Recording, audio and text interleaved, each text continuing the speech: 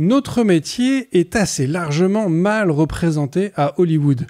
Je ne parlerai même pas des clichés sur les tenues vestimentaires ou les aptitudes sociales.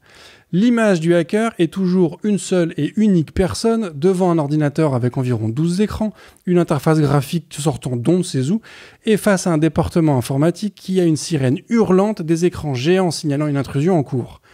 Les plans s'enchaînent pour montrer chaque camp l'un après l'autre, tapotant frénétiquement sur un clavier, sans que les actions aux écrans n'aient un quelconque lien avec ce qui est tapé. Dans la vraie vie, les intrusions sont autrement plus calmes et très souvent indétectées.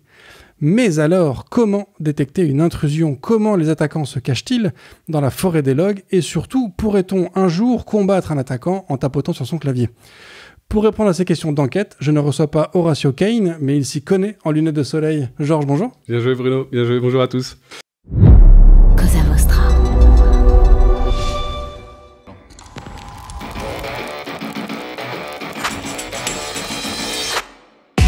Bonjour, je suis Bruno Soulez, je suis un dev, D-E-V, pour différents, extraordinaires et visionnaires. Bienvenue dans If This Then Dev, le podcast qui veut résoudre le problème avant de passer au dev. Chaque semaine, je recevrai un expert pour décoder un sujet ou une tendance de notre formidable métier d'artisan du numérique. Sans en faire un tuto, nous parlerons d'une techno ou de notre quotidien de dev. Une discussion sans boucle, sans condition, mais compilée, afin d'en comprendre tous les éléments avant de passer au dev. Ce podcast est une production Cosa Vostra, où nous codons comme nous accompagnons nos clients, en étant différents, extraordinaires et visionnaires. Georges, est-ce que tu peux te présenter pour les quelques personnes qui ne te connaîtraient peut-être pas? Oui, avec plaisir. Je suis le CTO de Sequoia, donc spécialisé en cybersécurité, avec une forte appétence tech sur tout le long de mon parcours. Du coup, on est là effectivement pour parler alors, une des solutions ou la solution principale de Sequoia, je sais pas, mais donc cette capacité d'identification des attaques.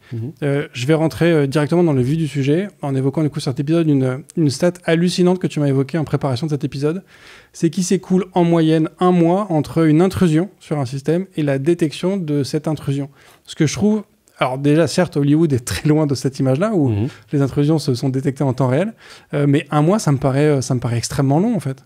Oui, elle traduit malheureusement un niveau de maturité cyber qui est quand même pas à la hauteur des enjeux pour beaucoup d'acteurs. Elle traduit peut-être une mauvaise surveillance ou une mauvaise analyse des activités réalisées sur le système d'information, mais en même temps, c'est un problème particulièrement compliqué. Il y a énormément de paramètres qui rentrent en compte, il y a énormément de moyens informatiques. De toute façon, en informatique, on ne retire rien, on ne fait que rajouter. J'ai encore des collègues qui font du IRC, quoi. Et donc, on multiplie les canaux de communication, on multiplie les usages, on empile les stacks techno, et donc on crée d'autant plus de trous et de cachettes pour que les groupes d'attaquants puissent profiter de ça et pour rester dans l'ombre. Est-ce que c'est pas aussi dû au fait que aujourd'hui, j'imagine que les attaquants sont plus dans une recherche d'information et non pas de destruction, et que quand quelqu'un détruit tout, c'est facile de voir que ça a été cassé, mais que si quelqu'un est juste là pour écouter ou prendre une info, en fait, en soi, c'est comme un cambrioleur, enfin, même pas comme un cambrioleur, parce qu'un cambrioleur, tu vois un truc qui a disparu, mais un cambrioleur qui vient chez toi prendre une photo et qui s'en va, s'il n'a pas fait de bruit et s'il n'a rien cassé, en fait, tu le sais jamais qu'il est venu. Oui, le cambrioleur qui vient et qui vide ton coffre, que tu n'ouvres une fois que tous les 2 mois ou 3 mois, pour y mettre ton passeport, tu t'en rendras compte tous les 2-3 mois. Voilà, tout à fait, c'est exactement ça. On a cette généralisation quand même des attaquants qui vont tirer profit, en fait, qui vont chercher à gagner de l'argent, quand même, pour beaucoup, d'une manière ou d'une autre. Soit obtenir de l'information pour la revendre, soit obtenir des accès, obtenir des moyens techniques, du savoir-faire, du vol de brevets, &co. Mais on reste quand même focalisé beaucoup sur l'argent. Et le meilleur moyen de valoriser ce vol, c'est que ce soit indétecté. Ouais. Est-ce que du coup, sur cette techno que vous avez chez Sequoia, est-ce que du coup, on est sur, au final, plus du forensique, dans le sens où aller analyser ce qui s'est passé dans le passé pour voir si effectivement il y a eu une intrusion ou comprendre comment est-ce que quelqu'un a eu accès à quoi, ou on est plutôt en amont sur détecter l'intrusion qui est en cours d'exécution ou ce genre de choses? On est plutôt parti de la dimension détection, c'est-à-dire ce qui se distingue de ce qu'on appelle forensique, on peut généraliser à tout ce qui est investigation, tout ce qui est réponse sur incident, tout ce qui est post-mortem, analyse à froid et and co, c'est-à-dire après l'intrusion, après même la fuite de l'attaquant, normalement. Enfin, même si en réponse sur incident, on peut très bien être amené à se retrouver sur le même machine que l'attaquant qui est encore sur place. Ça et du coup, vous tapotez sur vos claviers en même temps pour leur fermer l'accès ? On tapote sur le clavier, ou en tout cas, on coupe la liaison. En fait, on fait ce qu'on peut pour faire en sorte qu'il ne puisse pas revenir. Ça, c'est sûr. Oui, tout à fait. Il y a des super contenus disponibles sur Internet qui traduisent sans les flashs de Hollywood la réalité de ce que c'est qu'une intrusion. Comment les victimes subissent ça et comment ça les impacte. Il y a le côté un peu fun, bien entendu, d'être confronté à des situations aussi opérationnellement intenses. Il y a le côté enjeu quand même qui est pas négligeable, hein. Il y a des humains derrière. Et donc, on est toujours sur l'investigation post-mortem pour tout ce qui est forensique et plutôt détection qui va être pendant l'attaque. Vraiment pendant l'attaque, les prémices de l'attaque, même un peu en amont de l'attaque. Au niveau de Sequoia.io, on fait les deux, et notre spécialité, ça va être d'alimenter les deux grâce au renseignement. Ok. Et du coup, l'idée, c'est de détecter aussi bien une intrusion en cours. Alors, comme on évoquait tout à l'heure ce délai d'1 mois, cette notion de en cours, ça peut être quelqu'un qui a ouvert une backdoor il y a 3-4 semaines et qui siphonne de l'information de manière régulière, de manière relativement discrète, jusqu'à la personne qui est en train de fractionner la porte au final. Oui, tout à fait. On a même bien entendu la personne qui fait du repérage sur la porte, qui va préparer, qui va venir quelques jours avant pour identifier la porte, pour identifier la serrure, identifier les caméras en présence, identifier les personnels qui ont le droit d'ouvrir la porte. Et toute cette étape en amont participe directement à la phase d'intrusion. Mais elle est plus difficilement détectable, bien entendu. Ouais. Mais on s'attache également à le faire parce que, bien entendu, l'intrusion, l'objectif de Sequoia en tant qu'éditeur logiciel, c'est vraiment de proposer une techno et un savoir-faire pour aider les utilisateurs à détecter le plus tôt possible. Détecter le plus tard, c'est mettre beaucoup d'argent sur la table. Si on le fait le plus tôt possible, on va réduire les impacts, réduire les conséquences de cette attaque sur le business ou sur l'usage et faire que ce soit plus gérable, beaucoup plus gérable. J'avais pas du tout envisagé cette capacité à détecter la personne qui fait un attaquant qui fait du repérage sur un système, mais en fait c'est vrai que c'est nécessaire, t'attaques pas un système n'importe comment. Moi, j'ai eu l'occasion dans ma carrière de subir un pentest. Alors, c'était officiel, hein, c'était un prestataire qui s'en occupait, qui était mandaté spécialement par nous, qui m'avait fait un tour du truc qui était absolument gueudin. Mais de manière régulière, moi, j'avais une pratique, c'était d'analyser les logs sur tout mon système, et je voyais régulièrement passer une succession d'appels qui testaient les différentes failles de WordPress, de Symfony, de Drupal et compagnie. Et donc, en fait, en creusant, j'ai découvert qu'il y a des outils de pentester qui sont en accès libre et utilisés effectivement par des attaquants plus ou moins novices. Et d'ailleurs, c'était une des questions qu'on m'a suggéré sur le Discord, que je vous invite à rejoindre, le Discord IFTTD. C'est comment tu peux faire la différence entre donc, ce que la personne sur Discord avait appelé des script kiddies, donc des gens qui vont effectivement choper un outil gratuitement sur Internet et le faire tourner sans trop de connaissances particulières, et celui qui est un peu plus expérimenté et qui en fait est sur une première phase de détection pour voir un peu les frameworks utilisés, les plateformes utilisées, ce genre de choses. C'est ardu, c'est particulièrement ardu.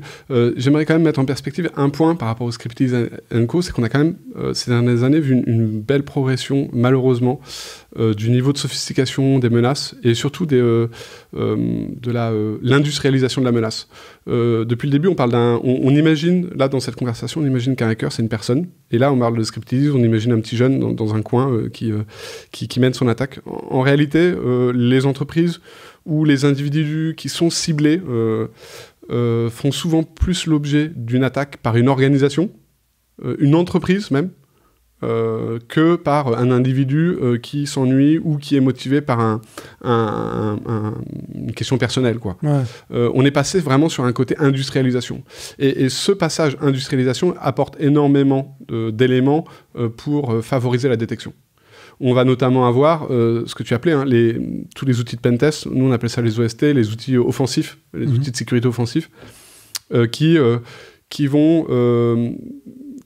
être de plus en plus connus, parce que de plus en plus utilisés par les groupes d'attaquants. Et même dans l'usage de ces outils, on va être capable de reconnaître finalement que certes c'est le même outil, mais c'est pas le même utilisateur, c'est pas le même groupe d'attaquants, c'est pas la même méthodologie de travail. C'est ce qu'on appelle les modes opératoires et ainsi de suite, qui régissent finalement la procédure employée par l'attaquant pour utiliser ces outils.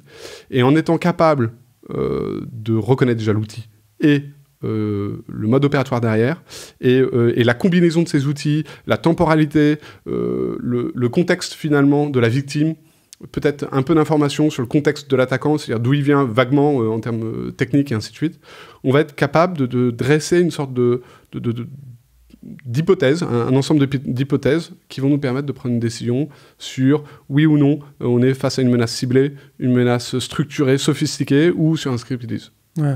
Mais alors du coup, alors j'imagine que tu peux aussi te dire que quelqu'un qui reste sur du spectre large, on va dire, en mode de détection, tu te dis, bon, bah, a priori, c'est pas forcément important. Et puis quelqu'un qui arrive petit à petit à affiner son truc, tu te dis, bah, lui, il a l'air de savoir vers où aller.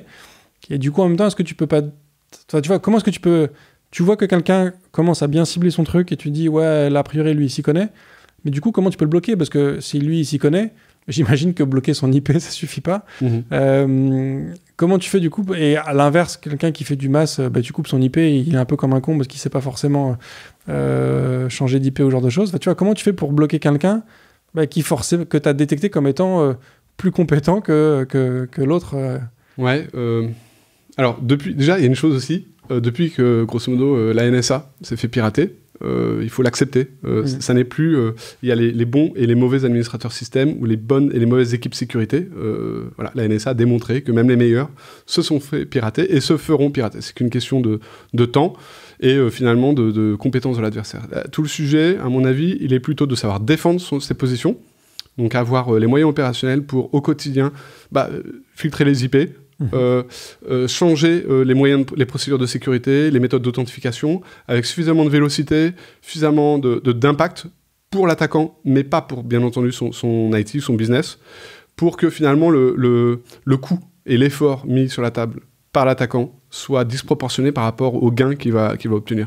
L'objectif n'est pas de rendre son système imprenable, l'objectif est de rendre son système trop coûteux. Ouais. Et ça, c'est quelque chose qu'on aime bien comme approche à Sequoia. C'est ce côté, on va casser ce qu'on appelle l'agilité des groupes d'attaquants. On va casser leur retour sur investissement. Trouver une vulnérabilité inconnue dans un pare-feu, dans un Android, dans un iPhone ou dans un Windows, c'est quand même quelque chose qui, heureusement, ces dernières années, est devenu de plus en plus coûteux. Sur des marketplaces d'achat de vulnes, on parle bien de plusieurs millions d'euros pour des vulnes sur ce qu'on appelle des 0D, c'est-à-dire des vulnérabilités qui ne sont encore jamais connues des éditeurs sécurité. Et donc, cramer sa 0D sur une cible, si derrière les mécanismes de sécurité empêchent la réutilisation de ça, et donc empêchent finalement de faire deux victimes grâce à la même vulnérabilité, c'est casser même toute velléité ou tout intérêt à l'acheter initialement. Mais du coup, ça veut dire que sur quand tu détectes quelqu'un qui est en train de se préparer, en gros, tu décides de changer la porte plutôt que de l'arrêter. Oui, tu vois ce que je veux dire ? Complètement. Par exemple. Mais tu vois, tu parlais effectivement de vélocité tout à l'heure. C'est-à-dire que, tu vois, moi tu me dis, le mec il a détecté une faille, j'imagine plus ou moins trapue et compagnie. Donc une faille trapue, ça veut dire que ça va être compliqué aussi de la colmater. Comment tu fais pour avoir une vélocité derrière ? On le vit au quotidien, sur tous les GAFA quand on s'authentifie. Donc les acteurs matures en cyber.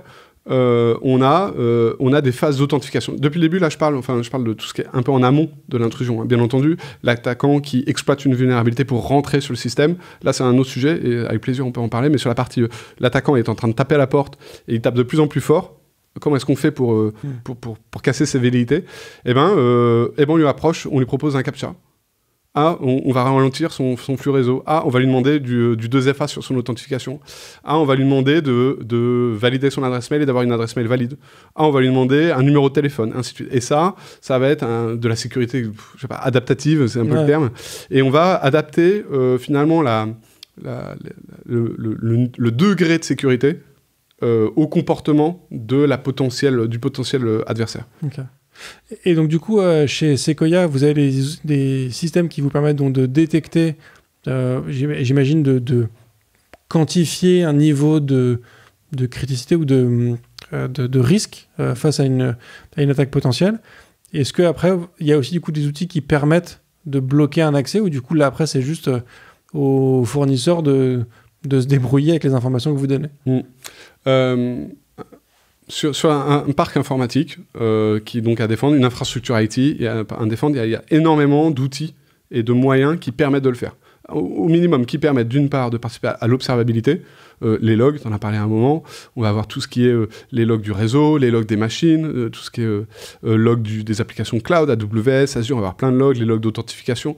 On a énormément d'observabilité et on a aussi, en lien avec ta question, toutes les capacités pour ralentir, changer l'exposition de ralentir l'attaquant et changer l'exposition à ce même attaquant. Donc des pare-feux, des antivirus, des configurations de durcissement d'OS, des configurations d'accès aux applications SaaS, & Co. Avec Sequoia.io, on assure la détection, grâce à cette observabilité, et l'orchestration de la configuration de tous ces moyens. Et donc, ça permet, finalement, automatiquement ou pas, bien entendu, à charge de l'analyste d'exécuter cette orchestration, et de très rapidement changer la posture de sécurité de son infrastructure, étant donné une menace en cours, non pas mettant Sequoia comme étant un pare-feu qui viendrait tout bloquer, mais plutôt en orchestrant tous les moyens déjà disponibles pour qu'il y ait quelque chose d'assez cohérent en termes de défense. Dans ce que tu évoques, là, tu nous as fait une liste de logs divers et variés. C'est vrai que c'est toujours un sujet on l'a évoqué plusieurs fois déjà dans ce live, de la force de la donnée, en fait. Il faut que tu aies de la donnée en entrée, pour pouvoir comparer ce qui est normal de ce qui n'est pas normal. Quel est le spectre idéal pour vous? C'est-à-dire qu'à quel moment tu considères que tu n'as pas assez de données et du coup il faut rajouter des logs différents, et à quel moment au contraire tu peux avoir trop de données? Parce que j'imagine, c'est ce que je disais un petit peu en intro, peut-être les attaquants peuvent se cacher un peu dans la forêt des logs. En fait, il y a un moment où si tu en as trop, est-ce que c'est possible d'avoir du coup trop d'informations qui fassent qu'en fait ça te... On peut avoir plus l'ensemble. Exactement comme Renault Preligence, même souci, trop de capteurs par rapport aux capacités d'analyse et de traitement. Ça vient... Dans les raisonnements stratégie militaire, ça rend potentiellement exploitable des vulnérabilités où on vient saturer l'information, la victime, la future victime, en informations non pertinentes pour y cacher quelque chose une attaque ou une intrusion, complètement. Donc on va pas avoir trop de données. On va avoir un déséquilibre entre la captation de la donnée et son traitement. Il est impératif que tout le pipe de traitement soit cohérent. Il faut les moyens homogènes. Il faut être capable de ne pas avoir de lag dans son flux d'analyse des logs, et il faut être capable de faire cette analyse en temps réel, sans jamais devoir faire de jeter des logs parce qu'on n'y arrive plus, quoi. Vraiment ce côté niveau de qualité et niveau d'engagement sur le traitement de chaque log qui est très important. Ça veut dire que cette notion les DDoS, qui sont au final, c'est un petit peu la même chose, c'est que tu satures un système pour qu'il tombe. Au final, c'est un peu le même principe, c'est que tu satures un système de logs, et donc en fait, au bout d'un moment, il est plus capable de le traiter, donc tu peux passer, entre guillemets, inaperçu. Tout à fait, exactement. Complètement. Il y a dans tous les mécanismes de log, ils sont dimensionnés, comme en informatique, on n'aime pas tout ce qui est infini. À chaque fois, c'est bien. C'est compliqué à gérer. Voilà, donc on dimensionne. Et si l'attaquant a plus de moyens que nous, comme finalement pour les radars, on revient dessus, c'est une question de capacité à pousser la puissance sur son radar ou sur son système, c'est à celui qui a le plus de moyens qui, au final, va gagner, ou qui est le plus intelligent quand même. Il y a quand même un côté, il faut être capable d'optimiser, de compresser, de rechercher les éléments les plus importants pour pouvoir baisser la charge sur son système et ainsi optimiser le traitement. Tu posais la question un peu des logs les plus importants. Ça dépend bien entendu des environnements. On a des clients qui sont des porte-conteneurs. C'est sûr que si je fais la recommandation de mettre en œuvre la sécurisation du cloud, ça va être un petit peu, récupérer les logs du cloud, ça va être un petit peu plus compliqué, quoique c'est en train de se mettre en œuvre. Mais bien entendu, les postes utilisateurs et les moyens d'authentification, ce sont les principales sources pertinentes, en tout cas pour commencer, pour tout ce qui est observation et remédiation. Vous y rajoutez tout ce qui est flux réseau, vous avez déjà une bonne base. Et bien entendu, avec l'avènement du cloud, du SaaS, C'est vraiment important de se plonger là-dedans. C'est quelque chose qui va être assez compliqué, je pense, pour les acteurs sécu. Les acteurs DevOps, tout ce qui est gestion d'infra, ils se sont bien emparés du sujet. Côté sécu, c'est un petit peu plus compliqué. Il y a de l'AppSec, ça c'est plutôt chouette, mais c'est encore un peu le début, quoique ça existe depuis longtemps, mais dans l'adhésion marché. Donc là, il y a de beaux challenges. Ouais, j'imagine. Dans ces notions aussi d'analyse de data, il y a quelques temps, je recevais Benoît et on parlait de voitures intelligentes et ce genre de choses. Et il m'a donné un exemple que je trouvais assez marrant. Donc les Tesla sont capables de gérer très bien. Elles arrivent à comprendre la signalétique sur la route et ce genre de choses. Et un jour, il y a une voiture autonome, je sais plus si c'était une Tesla ou pas, mais qui a complètement bugué parce qu'en fait, elle a croisé un camion qui transportait des feux rouges. Et donc autant la voiture, elle sait gérer un feu rouge sur la route et s'arrêter quand il est rouge et passer quand il est vert, mais quand elle voit 20 feux rouges qui avancent, qui passent à côté d'elle, c'est bug complet parce que la situation est complètement inattendue. Ma question du coup, c'est dans quelle mesure toi tu peux réussir à détecter, tu vois, tu dis tout à l'heure, les attaquants ont quand même une progression, une professionnalisation qui est quand même assez importante. Est-ce que du coup tu peux réussir à détecter quelque chose, un mode d'attaque qui n'a jamais été fait jusque-là, ou ça reste un blind spot qui fait que quelqu'un qui tente un nouveau truc, a priori, il a de fortes chances de passer. Il y a une expression que j'aime bien en cyber, c'est it's not a silver kind of bullet problem, quoi. C'est-à-dire qu'il n'y a pas de solution magique, c'est pas aller, que ce soit via de l'IA, que ce soit via du système expert, que ce soit via des règles ou quoi que ce soit. À ce jour, en tout cas à ma connaissance, il n'existe pas de solution miraculeuse. On va, au niveau de Sequoia, avoir une approche qui consiste à mettre en œuvre des moyens de détection qui sont les plus pertinents, étant donné des gammes d'attaque ou des niveaux de sophistication. À ce jour, on a quatre grandes stratégies de détection. On va avoir une stratégie de détection, j'en ai un petit peu parlé, c'est basé sur le renseignement, ça c'est vraiment notre secret sauce. Je connais très bien les groupes d'attaquants, leur mode opératoire, leurs outils, leur technique et leurs procédures, enfin tout ce qui fait que il est compliqué pour l'attaquant ce qui nécessite à l'attaquant d'investir en permanence dans ses attaques. On va bien connaître, on va capitaliser, structurer et on va le détecter. Ça va permettre notamment d'empêcher un attaquant de rejouer une attaque sur 2 victimes différentes. Ça c'est une détection dite par renseignement. On va avoir une détection par corrélation, qui est un peu la détection qu'on apprend comme étant le Graal presque à l'université où j'enseigne. Je connais très bien la future victime, je sais comment elle fonctionne, je sais comment il est attendu qu'elle fonctionne, tout décalage par rapport à cet attendu doit faire l'objet d'une détection. Donc là, on va avoir plusieurs moyens techniques opérationnels pour faire cette modélisation, de cette signature du comportement légitime. Et donc là, on va avoir l'analyse de la corrélation d'événements, et on va avoir du machine learning pour faire l'apprentissage statistique des comportements passés, en prenant en compte bien entendu la saisonnalité. Le dimanche matin, il y a peut-être moins de monde qui s'identifie sur chaque poste d'une machine que le lundi matin. Et on va prendre ça en compte pour détecter les attaquants qui, eux, sont inconnus, n'en feraient pas les règles légitimes d'usage du système d'information. Donc, par exemple, ils utilisent des outils légitimes, ils utilisent des infrastructures d'attaque jamais connues, et pour autant, il s'agit de groupes malveillants qui vont essayer de rester furtifs, et parce qu'ils vont quand même réaliser des actions à des moments ou des types d'actions inattendus, seront détectés, là, plutôt par l'apprentissage. Donc, là, il y a pas mal d'algorithmes en machine learning qui sont quand même pas mal, qui fonctionnent bien pour prédire le futur, étant donné l'analyse statistique passée. Parce qu'on utilise beaucoup. Et donc, du coup, tu en as cité 2, tu nous dis qu'il y en avait 4, c'est ça, de modes de détection ? Je t'en ai cité 3, le renseignement, la corrélation, et le machine learning, qui nous permet l'analyse statistique. La 4e, c'est ce qu'on appelle le rétro-hunt.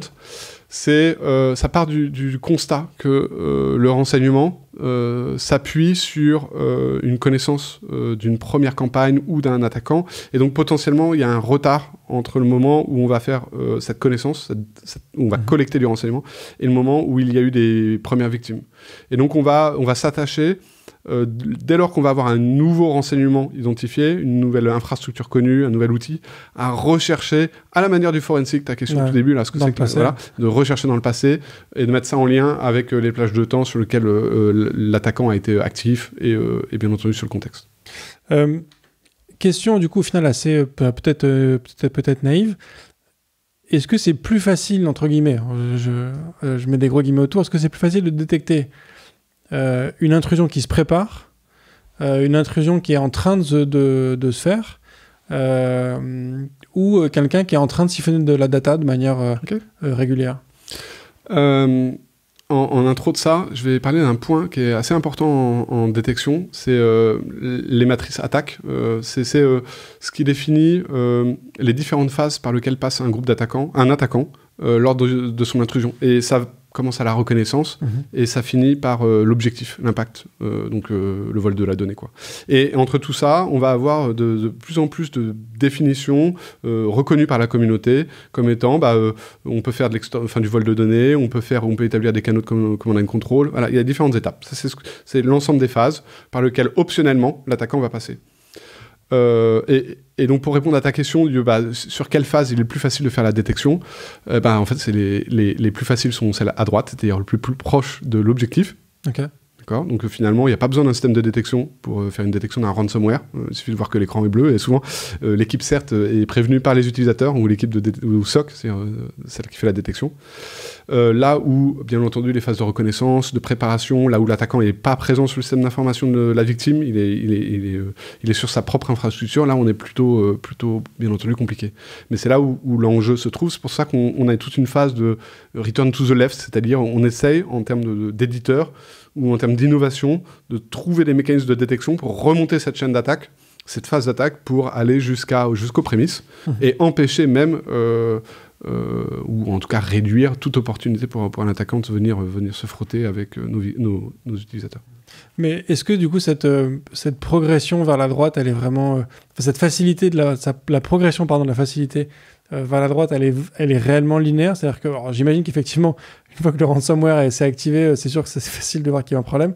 Est-ce que c'est vraiment linéaire ou est-ce qu'il y a une phase où il y a soit tu vois, est-ce que quelqu'un qui est en train de se renseigner, c'est plus facilement repérable que celui qui est en train de commencer à passer la première porte? Ou est-ce que tu vois, c'est vraiment...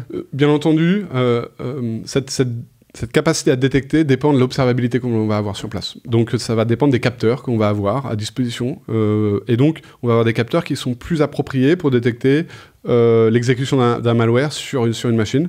On va avoir des capteurs qui sont beaucoup plus appropriés pour détecter le rejeu de credentials, c'est-à-dire quelqu'un qui vient voler mon login mot de passe à moi pour s'authentifier depuis la Russie avec mon compte. On va avoir des moyens d'observation qui vont être plus adaptés aux canaux de command and control. C'est l'attaquant, souvent, même beaucoup de cas, il envoie ce qu'on appelle un beacon, je cherche le nom en français, mais grosso modo un petit bout de code sur l'infrastructure de sa victime. Lui, il reste sur sa propre infrastructure et il vient piloter cet infiltré, quoi. Et pour faire ce pilotage, il y a un flux de communication entre les deux qu'on va s'attacher à détecter, qui n'apparaît pas dès le début dans les premières phases de l'intrusion, mais qui est un petit peu plus au milieu de tout le schéma d'intrusion. Et là, on va pouvoir faire la détection par du réseau, par exemple. On va faire de la détection par... Et donc, la complexité ou l'opportunité de détection s'appuie beaucoup sur les capacités d'observabilité. Donc là, c'est un peu compliqué de répondre de manière un peu générique. Bien entendu, je peux faire une réponse un peu générique. En termes de maturité, la protection d'un Windows et l'observation du fonctionnement d'un Windows, c'est quelque chose qu'on sait bien faire depuis des années. Bien entendu, c'est là où les attaquants sont aussi les plus matures, quoi. Mais il y a énormément de capacité à observer ce qui se passe sur un poste utilisateur. Donc, dès lors qu'un sample, non pas sorti par les Israéliens ou par n'importe quelle structure hyper mature, inconnue, on va être capable plus facilement de le détecter que peut-être une tentative d'authentification provenant de plusieurs pays, un peu intelligente, qui vient balayer des logins et des mots de passe. Mais ça dépend toujours des moyens. Ouais. J'imagine aussi que vos clients principaux sont quand même des gens qui ont une certaine maturité vis-à-vis de la sécurité. Il y a, tu vois, de ce que je comprends aussi de notre conversation, c'est que tu peux pas mettre un système comme Sequoia en place si t'as pas toutes tes portes qui sont surveillées. Enfin, tu vois, ça aurait pas de sens de te dire je mets une porte blindée, mais à l'arrière de la maison, j'ai une fenêtre qui reste ouverte 24 heures sur 24. Enfin, tu vois, il y a une espèce de... est-ce que c'est effectivement le cas? C'est-à-dire qu'il y a une espèce de... J'ai envie de dire, je sais pas, moi j'ai une image d'une progression concentrique de la sécurité, c'est-à-dire qu'il y a vraiment une espèce de... t'arrives à protéger toutes tes portes, après tu surveilles toutes tes portes, après tu blindes toutes tes portes, enfin il y a une espèce de progression comme ça, mais ça se fait forcément sur toutes les portes d'entrée possibles. Ou est-ce qu'au final ça t'arrive peut-être trop souvent d'avoir des clients en fait qui ont une espèce de protection unilatérale et de l'autre côté il y a des trucs qui sont un peu trop béants? Réponse courte d'abord pour commencer. Oui, là où la détection est le plus pertinent n'est pas forcément là où il y a le plus de portes blindées. Un des cas d'usage de la détection qui fonctionne le mieux, c'est en plein milieu d'une intrusion. C'est-à-dire que la porte est ouverte, vous avez un attaquant qui est sur place, et c'est là où c'est encore plus utile d'avoir un mécanisme de détection. C'est-à-dire que, notamment quand on fait ce qu'on appelle de l'analyse de risque, on évalue les groupes d'attaquants qui peuvent taper à la porte et on regarde les portes en présence. Lorsqu'il n'y a pas de porte, c'est là où on dit « Attention, il faut de la détection impérativement pour savoir si quelqu'un passe la porte ». Il n'y en a pas, elle est ouverte, mais on a quand même besoin de savoir si elle est exploitée, en attendant de patcher le plus rapidement possible. Pendant des années, on a mis des portes blindées partout, et ça coûte tellement cher qu'on a mis que sur les environnements les plus critiques. Si je veux caricaturer, on a mis sur le système, sur le centre de commande d'une centrale nucléaire, on ne l'a pas mis sur l'environnement bureautique qui était à côté, quoi. Ce qui fait qu'on a investi beaucoup d'argent et d'efforts sur ça, sur une partie du SI, et on a laissé tout le reste complètement à l'abandon en termes de priorité cyber, quoi. Malheureusement, tout le monde s'en est rendu compte, les attaquants en premier, et c'est un bon moyen pour remettre à mal, bien entendu, les environnements les plus critiques, parce que ça permet à l'attaquant de se rapprocher, de compromettre un environnement non protégé à proximité, pour pouvoir ensuite rebondir sur les zones les plus critiques, mais c'est aussi tout simplement un changement d'opportunité. Finalement, est-ce que c'est vraiment important pour l'attaquant de s'attaquer à la centrale nucléaire que de rançonner une entreprise, tout le parc bureautique avec les 2000 salariés, et faire beaucoup plus d'argent? Et donc, il y a eu comme ça un changement un peu de paradigme où la détection et la protection de l'ensemble des environnements cyber, c'est la clé à mon avis, d'une première étape d'un rééquilibrage des forces en présence. Et donc, focaliser la détection sur les environnements les plus protégés, c'est très intéressant, mais c'est risqué de mettre à mal les environnements moins protégés qui, eux, nécessitent réellement une détection. Et puis, est-ce que aussi le fait de mettre une porte blindée que sur les endroits critiques, c'est aussi une indication que tu donnes à des attaquants de dire c'est là où il y a quelque chose d'important? Probablement, mais je pense que le gain est quand même très bon, très élevé. Dans ce que tu évoquais, quand tu parles effectivement de certains aspects qui sont complètement laissés à l'abandon, il y a aussi en termes de sécurité, moi une phrase que j'entends souvent, c'est que la plus grande faille, elle est entre le clavier et la chaise. C'est quoi, c'est le hacking social, c'est ça, le social engineering, ouais. Social engineering, voilà, qui est un truc qui se fait de plus en plus. À quel point est-ce que ce type de comportement, alors, qui est en soi est pas forcément, quand un utilisateur se fait avoir comme ça, est-ce qu'il a un comportement qui est vraiment suffisamment divergent de sa norme pour être détecté? Est-ce que tu peux réussir à détecter ce genre d'attaque très ciblée? Alors, en amont, alors moi, cette phrase, je suis personnellement vraiment pas fan, parce que on en oublie le statut de victime de l'humain,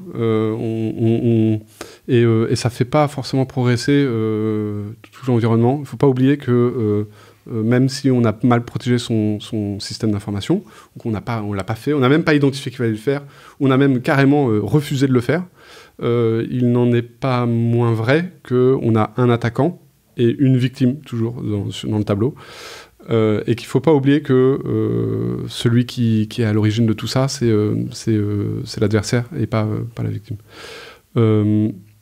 La question, c'est est-ce que la deuxième partie de la question, c'est le social engineering, c'est ça? C'est fortement employé par les groupes d'attaquants, tout simplement parce qu'il y a cette réalité dont je parlais tout à l'heure, qui est finalement faire des exploits, trouver des vulnes dans les systèmes les plus complexes, dans les Windows, les Android, les iPhones, & Co. Ça coûte très cher, donc on se dit ça coûte moins cher d'attaquer l'humain pour réussir à rentrer dans les systèmes. Ça c'est véridique, en tout cas c'est observé. On a publié récemment une série d'articles sur notre blog, que je conseille de le lire, sur le lead gen pour les groupes d'attaquants, ce qu'on appelle les traffers. Donc il y a pas mal de groupes d'attaquants qui n'ont pas l'argent pour trouver les vulnes ou pour rentrer sur le système. Donc ils sont obligés d'être particulièrement malins pour au final déposer leur malware. Leur objectif, c'est de déposer un malware ou de récupérer, on va commencer à récupérer les accès à un environnement pour lequel ils pourront ensuite déposer un malware. Pour ça, ils vont essayer de leurrer la victime pour que celle-ci installe volontairement le malware pour ensuite permettre l'exfiltration de la donnée. Une des solutions qu'on a identifiées récemment à Sequoia, qui a été identifiée par nos analystes, on a une équipe qui s'appelle TDR, Threat and Detection Research, qui fait du suivi de groupes d'attaquants et de leur mode opératoire. C'est l'utilisation, par exemple, de YouTube pour y mettre des vidéos pour apprendre à craquer, par exemple, Photoshop, pour t'encourager à télécharger le crack qui est en commentaire dans YouTube. Et dans ce crack, en fait, tu as un malware qui est chargé de voler les accès auxquels toi tu as sur ta machine pour ensuite rebondir et ainsi de suite. Et vendre ces accès. Ce qui est marrant, c'est que là, je viens de décrire une partie d'un ensemble de moyens informatiques et de personnes qui mettent en place ces infrastructures, parce que bien entendu, il y a plein de serveurs, il y a plein de voilà. Mais il y a aussi toute une partie de l'organisation, ou même de structures commerciales qui vont mettre donc leurs services au profit de la première structure que je viens de décrire, qui va faire en sorte que les gens cliquent sur cette vidéo. Et donc, on va avoir des activités criminelles sophistiquées qui visent à faire de l'optimisation de référencement sur Google pour que quand tu cherches à essayer de craquer Photoshop, tu ailles voir la vidéo sur laquelle il y a un lien pour télécharger, pour aller sur GitHub, sur lequel tu vas avoir un fichier compressé avec un mot de passe, bien entendu, parce que comme ça, l'antivirus ne peut pas l'analyser. Et il peut récupérer le fichier exécutable, l'exécuter en toute connaissance de cause. Ça, c'est l'humain qui va le faire. Malheureusement, dans ce genre de situation, on peut très bien dire, finalement, la faute, c'est l'humain. Il a essayé de craquer son Photoshop et il a exécuté intentionnellement carrément le malware sur sa machine. À cause de ça, parce que c'est un employé de Amazon, Google & Co., ces creds, ces données d'authentification sont en vente sur une marketplace en ligne d'un broker d'accès, pour qu'un autre attaquant puisse se connecter à Google grâce à cette information. Voilà. Et ce que je viens de présenter là, c'est un vague aperçu d'un environnement structuré, sophistiqué, drivé par l'argent, et qui est autrement plus engagé sur les sujets cyber que le pauvre humain à qui il se prend tout ça, il se retrouve avec 600 personnes face à lui, quand même. Voilà. Et donc là, bien entendu, on a une détection. On a une détection qui fonctionne, en tout cas qui fait progresser la situation. Notamment en connaissant les groupes d'attaquants, leurs infrastructures, pour réussir à détecter lorsque une potentielle victime se connecte, par exemple, sur le GitHub, se connecte sur une vidéo YouTube sur laquelle il y a ce CrackMe ou Enco qui va connaître que le premier exécutable qui est exécuté sur la machine de la victime pour récupérer ensuite les accès se comporte de telle manière, il fait tel appel de registre, de base de registre, et ainsi de suite. Ça, on va avoir des signatures et de la détection. Comme ça qu'on va fonctionner, même sur des attaques en social engineering. Du coup, est-ce que ça veut dire que... Alors, je trouve... j'ai appris un truc de ouf. Je trouve ça hallucinant, en fait, ce niveau d'ingéniosité de la part des attaquants. Ça montre qu'effectivement, comme tu disais tout à l'heure, il y a une espèce de professionnalisation. Tu nous parles, en plus... on a l'impression qu'il y a toute une économie, en fait, et des acteurs différents, chacun a un peu son rôle. Et au final, celui qui diffuse son petit malware au travers de ces vidéos-là, en fait, il n'a aucune garantie de tomber sur des gens intéressants. Peut-être qu'il va avoir que des accès... C'est pour ça qu'il y a une autre structure cybercriminelle, dont le métier, c'est de vérifier les accès, et qui vont regarder, aujourd'hui, j'ai récupéré 500 accès sous licence, et vont faire des tests. Ils vont filtrer, qui c'est, ils font le traitement de la data, comme en IA quand on travaille avec ces datasets. Ils font la même chose pour pouvoir ensuite vendre cette data. Et donc tout ça, c'est un écosystème très structuré. Et oui, on n'est plus du tout dans un environnement de hackers avec même 3 personnes qui travaillent la nuit. On est sur les gens qui, le matin, ils prennent leur café, ils mettent le sac à dos sur le dos, ils prennent le bus pour faire une activité cybercriminelle toute la journée. Comme n'importe qui pourrait le faire. Sauf que... avec leurs collègues de travail, avec la machine à café... Il n'y a pas longtemps, la France a subi quand même beaucoup d'attaques par ransomware, comme beaucoup d'autres pays, notamment pendant le confinement. Là, a priori, ça a un petit peu baissé ces derniers mois. Il y a beaucoup de groupes d'attaquants qui ont eu il y a certains groupes d'attaquants qui ont un impact fort, notamment sur la France. Il y a notamment un de ces groupes qui par affiliation on va dire à l'environnement russophone, s'est positionné le jour de la guerre la guerre en Ukraine, pardon. Ce jour-là, il y a eu tout un mouvement, il s'est pris un peu les foudres, et donc il y a eu une fuite de données massive de l'équivalent du Slack utilisé par ce groupe d'attaquants, cet opérateur de ransomware. Ça nous a permis de démontrer ce qu'on avait comme hypothèse, qui est la structuration, l'organisation de ces structures, où on va avoir des RH, on va avoir des commerciaux, on va avoir des développeurs, on va avoir toute une structure commerciale, 200 employés en mode scale-up, plutôt start-up, plus start-up quoi, scale-up, avec des gens qui font du 35 heures quoi. Et dont le boulot, c'est de mettre en rançon un hôpital en France. Voilà. Et est-ce qu'au final, on n'est pas même arrivé à un point où tu as certaines personnes dans ces organisations qui peuvent ne même pas avoir conscience de faire quelque chose de malveillant? Probablement. Là, c'est un peu compliqué parce qu'on arrive à des sujets presque juridiques ou légaux sur lesquels de responsabilité par rapport à la loi. Même au-delà de ça, en fait, c'est que tu vois, mais on peut tout à fait imaginer. On peut tout à fait imaginer que quelqu'un qui volontairement va pas gratter le fond, va travailler sur des campagnes d'optimisation pour des vidéos sur YouTube, quoi. Sans savoir qu'en fait, c'est pour... Voilà, tout à fait. Sans vouloir savoir, peut-être, mais en tout cas, sans savoir. En tout cas, c'est tout à fait possible, oui, complètement. Du coup, de ce que je comprends aussi dans cette analyse que tu as, donc de réussir à détecter que la personne va voir une vidéo pour craquer Photoshop et que du coup c'est une vidéo qui est flaguée de votre côté, enfin je ne sais quoi.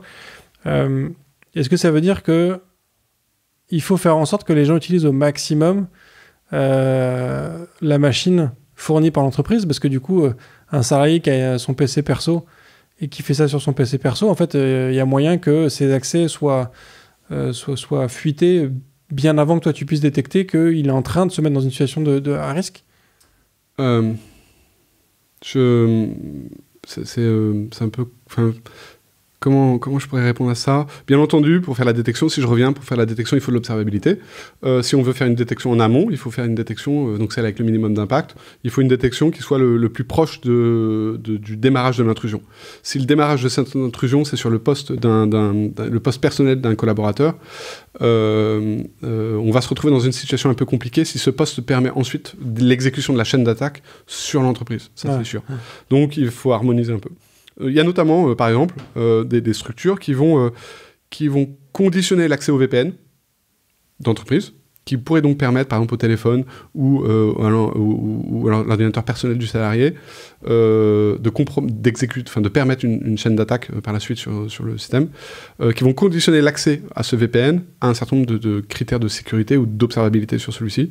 On peut déployer un agent d'observation et vérifier au moment de l'établissement de la session VPN que cet agent est bien fonctionnel et qu'on ait bien une observation. Tout à fait, genre de choses, ouais. C'est vraiment... je découvre énormément de choses, donc merci beaucoup de tout ça. Je trouve ça absolument fascinant.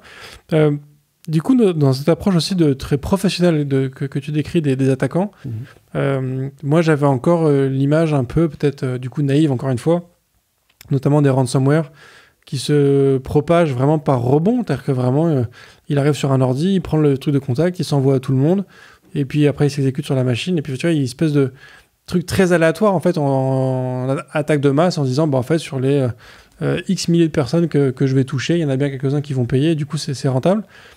Est-ce qu'au final il y a encore des attaques aléatoires? Est-ce que parmi les clients que vous avez c'est encore un sujet pour eux, ou au final là on parle de gens qui ont un niveau de maturité qui fait que les trucs aléatoires en gros c'est invisible? C'est encore d'une grande réalité, malheureusement. Donc c'est, on va dire, les niveaux d'attaque les moins sophistiqués, parce qu'ils sont de masse, très bien connus, sur lesquels on a des mises à jour, des patchs, de la détection qui est fonctionnelle. Pour autant, la diversité des environnements IT, leur masse fait que on n'arrive pas à mettre en œuvre même ces recommandations partout. Ce qui fait qu'on va avoir des botnets, on va avoir des environnements comme Emotet, par exemple, qui est un botnet qui est très bien connu, et qui va encore avoir des impacts monstrueux de manière complètement automatisée. On va avoir des vers qui se diffusent automatiquement sur les environnements vulnérables pendant un moment. Et encore maintenant, tout ce qui était webcam avec un certain chipset à l'intérieur, ou en tout cas environnement IoT, était vulnérable à un certain worm, à un certain ver, et donc à une prolifération automatisée de ces infections. Voilà, donc grosso modo, on se retrouve dans une situation où on branche un ordinateur sur Internet et il est forcément tapé dans les prochaines minutes par une tentative d'intrusion, par un de ces mécanismes-là. Mais n'importe quel environnement à jour, et même pas trop en retard s'il n'est pas à jour, résistera sans difficulté à ce genre de menace. Mais tous les environnements ne sont pas comme ça. Ouais. Et donc, on va avoir énormément d'environnements qui vont subir de plein fouet ce bruit de fond offensif. Et donc, ça crée toute une économie, en fait, avec des gens qui, derrière, vont regarder. Bon, alors, aujourd'hui, dans mon panier de crap, j'ai 3000 nouveaux ordinateurs compromis. Sur les 3000, bon, alors, j'en ai 3 qui sont chez Amazon. J'en ai 100 chez... Ah, tiens, il y en a un, il travaille à l'autre, en priori. Tiens, j'ai une machine qui est chez Leclerc. Enfin, tu vois, ils essaient d'identifier les potentielles victimes, donc la valeur de ça. Et après, ils passent à d'autres personnes. Ils vendent ça. Parce que c'est très spécialisé, comme dans une grande tech, au bout d'un moment on spécialise un peu les profils, c'est un peu ça, on va avoir des gens qui sont spécialisés dans le bruit de fond, qui vont remonter beaucoup d'environnements compromis, et qui, dans ces environnements, on va avoir peu de valeur, pour une grande partie, mais il y a quand même quelques pépites au milieu de tout ça, ce qui fait qu'on pourrait très bien avoir des environnements industriels qui tout d'un coup fassent l'objet d'un ransomware ciblé, parce qu'ils ont d'abord été compromis par un bruit de fond, puis il y a eu une vente de cet accès à un environnement qui a été intéressé par cette chaîne de production pour X ou Y raison, tactique, stratégique, Identifier que la structure était une structure qui paye, par exemple, ce qu'on appelle une baleine ou des choses comme ça, Et donc il déploie après une deuxième phase, troisième phase, des attaques plus ciblées, plus coûteuses, avec plus d'enjeux, plus d'impact. Donc il y a un enrichissement de la donnée au fur et à mesure qu'elle est collectée et qu'elle est processée d'acteur en acteur. On fait tout ce qu'on peut quand on a un cybercriminel pour tirer de l'argent de tout, Complètement. C'est ouf. On évoquait entre le compilé et ton épisode sur le live cette histoire avec les radars, où du coup en fait le principe du furtif, c'est du rétro-engineering de la détection d'un radar pour réussir à passer inaperçu. Il y a longtemps, j'avais vu qu'il y avait eu un attaquant, alors je sais plus qui avait réussi à installer une backdoor dans le firmware des disques durs d'un constructeur, je crois que c'était Hitachi ou quelque chose comme ça, et qu'en fait du coup il y avait des millions de disques durs dans le monde qui avaient un accès pour un groupe d'attaquants plus ou moins identifiés. Je sais plus quelle était l'histoire, j'ai vraiment ces détails assez flous. Donc du coup, ma question, en fait, c'est vous, chez Sequoia, qu'est-ce que vous avez comme protocole de sécurité en interne pour, d'un côté, éviter de diffuser une solution sur des grands groupes ou des solutions qui ont besoin de protection avec une backdoor potentielle injectée par quelqu'un qui le ferait de manière intentionnelle ou pas, c'est ce qu'on évoquait tout à l'heure, le statut de victime, et aussi faire en sorte qu'il n'y ait pas de rétro-engineering possible de votre solution pour que quelqu'un, à l'inverse comme à l'image d'un système d'avion furtif, arrive en fait à déconstruire comment ce que vous analysez pour se cacher dans le signal. Okay. Compliqué. Il n'y a pas que des questions simples ici. Non, mais le problème aussi est compliqué parce que en effet, ça fait écho à un ensemble de vulnérabilités ou plutôt d'incidents de sécurité, de campagnes d'attaque qui ont tiré profit de ce qu'on appelle, je me rappelle plus, je trouve plus le nom exact, mais de la compromission par l'intermédiaire ou l'entremise d'un fournisseur. C'est-à-dire qu'on va avoir un fournisseur de données ou un fournisseur de disques durs qui parce qu'il est vérolé, génère une intrusion sur son système. C'est compliqué, on rentre dans les sujets de gestion de ces fournisseurs. En tech, on va notamment s'attacher à tout ce qui est fournisseur, c'est-à-dire les dépendances, tout ce qui est bibliothèque tierce employée dans son code, qui de facto vont se retrouver potentiellement chez le client final, donc là, heureusement, il y a une communauté cyber, que ce soit dans le privé ou dans le public, qui a pris à bras ouverts ce sujet du contrôle de sécurité des composants qui participent à la réalisation d'un final, Donc là, on va avoir l'analyse des Docker, par exemple, pour rechercher si dans un Docker, on va avoir une trace d'une vulne connue qui pourrait être exploitée. On va avoir l'analyse des dépendances, on va avoir la centralisation à l'échelle planétaire des vulnérabilités qui vont attaquer ou qui vont cibler telle version de tel lib, telle version de telle bibliothèque ou de tel applicatif. En ayant cette vue un peu, non pas exhaustive, mais qu'on s'attache à l'être, on va être capable de rechercher dans un code la présence de bibliothèques. Et il y a des éditeurs très forts, notamment pour même reconstruire les dépendances lorsqu'elles ne sont pas déclarées, par l'analyse de code et ainsi de suite. Et ensuite rechercher si dans ces dépendances, on va avoir des vulnérabilités connues. Oui, ça c'est compliqué. Nous, au niveau de Sequoia, on déploie pas ou très peu de choses sur l'environnement du client. On s'attache à être une solution SaaS et à s'appuyer sur des moyens d'observation et de remédiation déjà présents. Ce côté, on s'adapte à l'écosystème et à la posture cyber. Et ça nous permet justement de nous protéger contre ce genre de cas de figure. Donc ce que tu décris du coup, c'est que donc, tu nous as raconté toute cette organisation côté attaquant, en fait de manière assez logique. Côté défense, ça s'est aussi organisé de manière globalisée, avec du coup un ensemble d'acteurs qui ont un petit peu chacun de leur rôle, mais dans une approche un peu globale en fait. Oui, tout à fait. Ça, c'est ce qu'on appelle l'écosystème.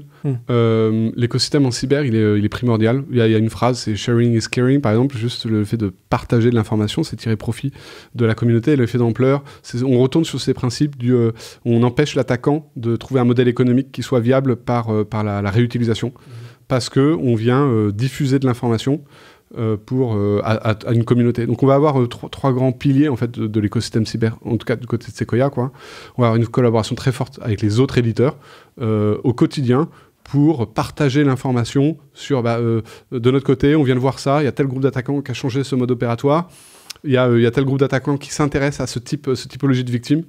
Est-ce que vous avez vu la même chose? Vous en pensez quoi? Et donc on partage beaucoup d'informations, même avant la publication, pour pouvoir tirer profit de toutes les bonnes volontés et les compétences monstrueuses des membres de ces éditeurs pour nous aider à faire toujours mieux, quoi. Ouais. Donc il y a ce côté communautaire au niveau des éditeurs. Alors bien entendu, on ne rentre pas dans cet environnement-là aussi facilement que ce qu'on aimerait, mais avec le temps, avec la confiance, avec la qualité du travail aussi, et humblement, quoi, la qualité, c'est-à-dire juste tout simplement l'effort qu'on met et la qualité académique ou scientifique, on arrive à démontrer la valeur que l'on produit, et on arrive ensuite à avoir un avis qui est recherché par les autres éditeurs et à s'inscrire comme ça dans un écosystème de partage.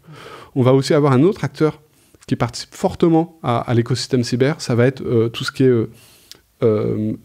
est acteurs de service, qui sont très très forts pour avoir une vue sur le terrain. C'est-à-dire ceux qui au final vont, Sequoia, on est éditeur logiciel, on développe une techno, on développe un savoir-faire, et tout ça est employé par des acteurs, notamment du service, ce qu'on appelle les MSSP, les services managés de sécurité. Donc les grands acteurs, je ne veux pas les nommer parce qu'il y en a beaucoup, et puis ça serait mal interprété, mais il y a plein d'acteurs en France, en Europe, dans le monde, qui opèrent la détection grâce à des solutions comme Sequoia.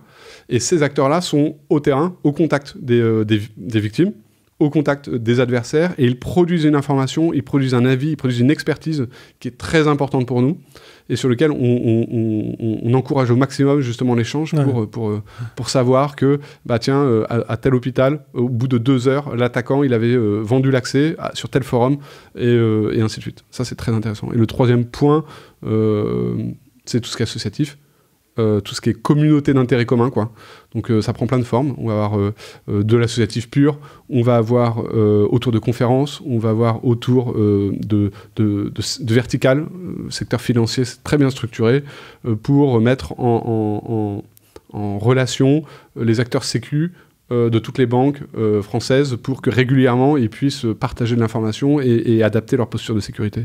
Il y a en France, il y a l'ANSSI qui joue le rôle d'autorité là-dessus, avec l'Intercert notamment, ou ce genre d'organisme qui vise à fédérer les moyens opérationnels et ainsi renforcer la posture globale. Alors du coup, tu parles beaucoup d'échanges, de partage de bonnes pratiques dans cette communauté. Alors c'est peut-être que c'est vu de l'extérieur, mais en tout cas, moi j'ai l'impression que il y a beaucoup d'attaques subies qui sont un peu passées sous silence, qui ne sont pas forcément diffusées publiquement. Moi, je le vois par exemple parce que j'ai eu l'occasion de faire un épisode avec Olivier Dupuis, CTO d'Interenchères, qui est venu nous raconter le jour où un des devs, par inadvertance, a fait leaker sur GitHub des clés d'accès à leur environnement AWS. Et du coup, en quelques minutes, ils se sont fait sortir. Donc, ils viennent nous raconter en fait les minutes et les heures qui ont suivi et comment ils ont récupéré le contrôle de leur truc. Tous les lois de Murphy, tous les trucs qui se sont enchaînés, qui ont aggravé la situation le jour J. Et comment est-ce que ce collaborateur en fait s'est senti... c'est des situations humaines déjà. Voilà, déplorables. Il parle effectivement de cette situation et que du coup, en fait, tout le monde a considéré que c'était pas de sa faute. Enfin, tu vois, que c'est des choses qui arrivent. Que si c'était pas arrivé à lui, ce serait arrivé à un autre. Et qu'en fait, juste maintenant, il faut qu'on se retrousse tous les manches pour avancer. Et pour le coup, dans ce qu'il raconte, qui est assez intéressant, c'est que chez Interenchères, sa direction, quand il a appelé la direction pour dire on a un problème, voilà ce qui s'est passé, personne à la direction lui a demandé qui a leaké le truc. Okay. Tu vois, ça n'a jamais été un sujet, ça n'a jamais été de se dire c'est la faute de qui. C'est ok, il y a une erreur de l'équipe, maintenant on avance. Donc plutôt bonne réaction. Et donc de ce que je vois, c'est que cet épisode il fonctionne très bien, c'est ça que c'est fascinant. Il y a des devs, il y en a beaucoup dans le monde, on n'est pas forcément tous au contact de ces sujets-là. Et ce côté, qu'est-ce qui se passe dans la vraie vie quand tu as une attaque et quand les gens réagissent.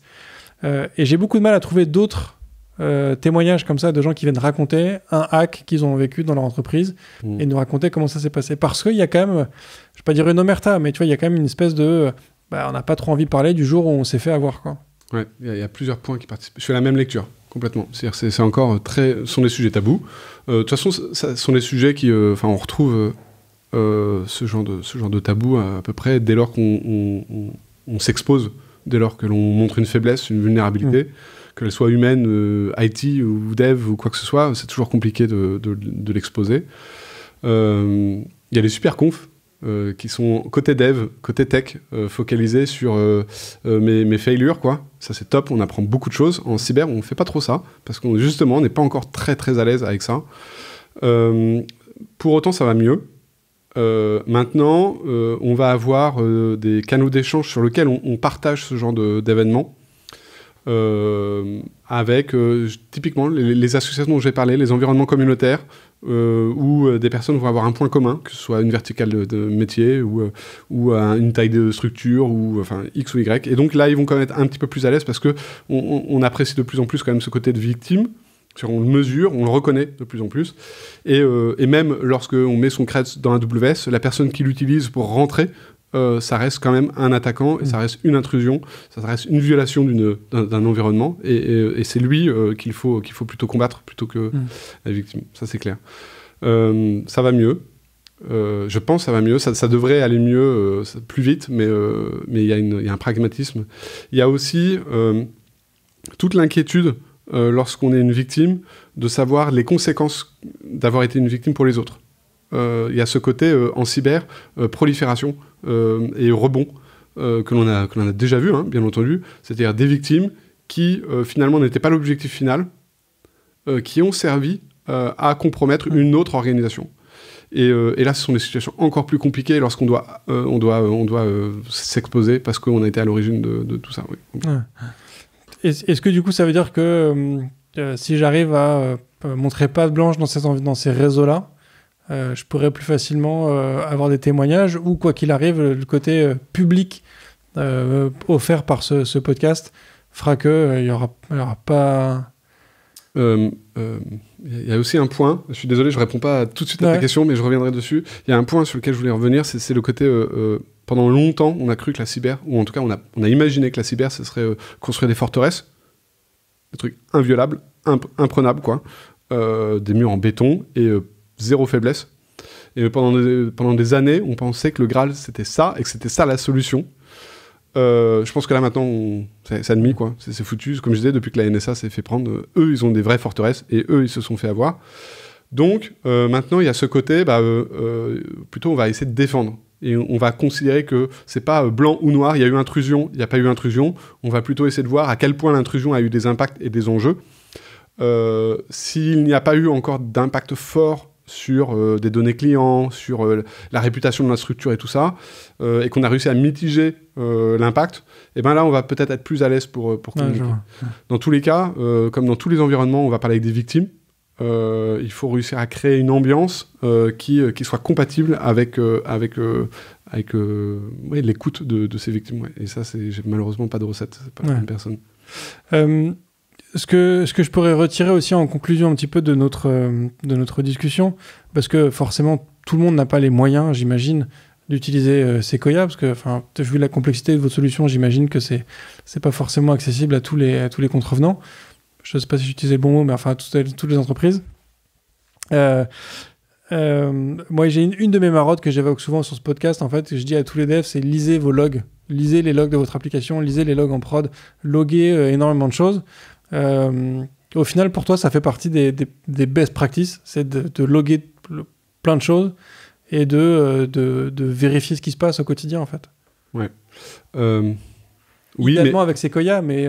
Oui, mais dans les faits, sans Sequoia ou sans un équivalent, c'est un système automatisé d'analyse de log et tout ça, c'est quand même compliqué de passer à l'échelle, de déployer une infrastructure, je sais pas, de e-commerce avec X millions de visiteurs et de regarder les logs de chaque visiteur et espérer trouver l'aiguille dans la botte de foin, quoi. Ça, c'est un peu compliqué. Dans ce cas-là, si on n'a pas les moyens, on a quand même quelque chose qui est très fort, notamment dans la tête des développeurs et des responsables techniques sur ce genre d'environnement, c'est d'être un peu smart et de structurer, d'établir une posture de sécurité qui soit peut-être un peu trop organisationnelle pour une dimension tech, mais qui, parce qu'elle est bien carrée, bien structurée, va mettre des barrières rapidement sur un certain nombre de menaces, le bruit de fond dont je parlais, mettre à jour, déjà... Au lieu de regarder ses logs, même si c'est très bien de regarder ses logs, mais d'abord vérifier qu'on a bien mis à jour son système, vérifier les accès, faire de la revue d'accès régulièrement, faire en sorte que toutes les données soient pas au même endroit, isoler un peu, peut-être un tout petit peu d'architecture réseau, un petit peu de pas réutiliser les codes, les logins mots de passe de tout le monde, pas avoir un seul compte admin par exemple, si on peut éviter ça. Si on peut monter sur du 2FA pour l'authentification, ce serait vraiment top. Vous savez, avec des petits tokens là, ça se déploie, ça coûte pas très cher et ça a un impact très très bon sur le niveau de sécurité. Déployer des moyens de sécurité, de remédiation et de protection, pardon, des pare-feux, des antivirus, des EDR, des NDR, tout ça, ce qui va permettre, après, lorsqu'on va vouloir avoir une posture un peu homogène, de déployer un outil comme Sequoia, bien entendu, mais avancer progressivement, s'intéresser au sujet de la cyber dès le départ, lorsqu'on est dev, lorsque l'on touche, dès qu'on commence à faire un commit sur la zone d'authentification, la zone de billing, la zone de gestion de la facturation, la zone où on vient faire la ségrégation des accès et tout ça, avoir une petite pensée pour le risque généré par cette modification au regard de la cyber. Ouais. Top. Merci beaucoup, Georges, pour cette conversation. J'aurais 2 dernières questions pour toi. La première, c'est est-ce qu'il y a un contenu en particulier que tu aimerais partager avec l'ensemble des devs qui écoutent IFTTD, que ce soit tech ou non tech, ça peut être un film, un disque, une chaîne YouTube, ce que tu veux. Oui, j'en ai pas mal. J'adorerais pouvoir présenter des livres, parler de musique co. Malheureusement, c'est un peu compliqué ces derniers temps, mais clairement, des conférences techniques très intéressantes en cyber, même pour connaître un peu ce que c'est que l'environnement cyber, comment sont les acteurs de cet environnement. Pour un dev, c'est assez facile de rentrer dans ces environnements-là. Il y a une grande proximité sur la technologie, l'aspect ingénierie de la problématique co. En France, il y a le STIC, super conférence qui a lieu à Rennes chaque année. En Europe, il y a le CCC, super conférence. Malheureusement, c'est entre Noël et Nouvel An, mais pour plonger dans l'environnement cyber, vivre un peu ce que c'est que faire face à des structures cybercriminelles sophistiquées. Le CCC, c'est une super conférence pour ça. Bien entendu, il y a le FOSDEM dans une semaine. Ouais. C'est grande réunion, grande messe à Bruxelles sur l'environnement open source et dev. Et il y a des tracks sécu très intéressant. Faut pas hésiter à y plonger. Bien entendu, tout ça, ça fait l'objet d'enregistrements vidéo à consommer sans modération. Il y a le blog de Sequoia. On partage tout ce qu'on peut sur les menaces, sur la tech qui permet de traiter et de détecter ces menaces, leurs évolutions. Top. Canon. Et bah, forcément, moi, je recommande aussi Ready for It, qui est un salon qui a lieu du 23 au 25 mai et qui est partenaire de FTTD pendant quelques mois, où il y aura aussi tout un gros focus sur la cybersécurité cette année. Et dernière question, qui est la question rituelle du podcast FTTD. Est-ce que tu es plutôt espace ou tabulation ? J'ai beaucoup réfléchi à cette question. Et en fait, ma commande préférée, c'est Untabify sur Emacs. Donc, clairement, espace. Clairement espace. Eh ben top. Merci beaucoup Georges pour cette discussion. Avec grand plaisir. Merci beaucoup pour les questions et l'intérêt. Et merci à tous d'avoir suivi cet épisode. Ce sujet fascinant, on en a appris beaucoup. Donc maintenant, faites attention quand vous cliquez sur un lien sur une vidéo YouTube, y compris celle-ci. Alors même si je mets, il y a rien à installer vraiment dans les liens que je mets, mais voilà, soyez vigilants. C'est fascinant, il y a tout un dark world. Peut-être que certains membres de ce dark world écoutent IFTTD d'une manière ou d'une autre. J'espère qu'on vous incitera à faire le meilleur usage de vos talents, en tout cas, voilà. Merci beaucoup aussi de partager ce podcast autour de vous. Je vous souhaite une très bonne fin de semaine. Je vous dis à la semaine prochaine et d'ici là, codez bien. Merci d'avoir écouté cet épisode de If This Then Dev et merci à toute mon équipe de Cosa Vostra à la production de cet épisode.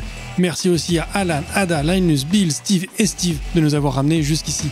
Si ce podcast vous a plu, committez-vous en vous abonnant, déployez-le autour de vous et vous pouvez aussi nous faire une petite code review en nous laissant 5 étoiles sur votre plateforme de podcast préférée. La conversation continue bien sûr avec vous sur Twitter, LinkedIn, Facebook, Instagram, chacun sa techno, @ifthisdendev ou @bibear, BIBEAR. Vous retrouverez aussi tous nos épisodes sur notre site iftttd.io. Et enfin, si vous avez besoin d'une agence pour vous accompagner ou si vous souhaitez rejoindre une équipe tech passionnée et passionnante, écrivez-moi sur bruno@cosavostra.com. Merci à tous.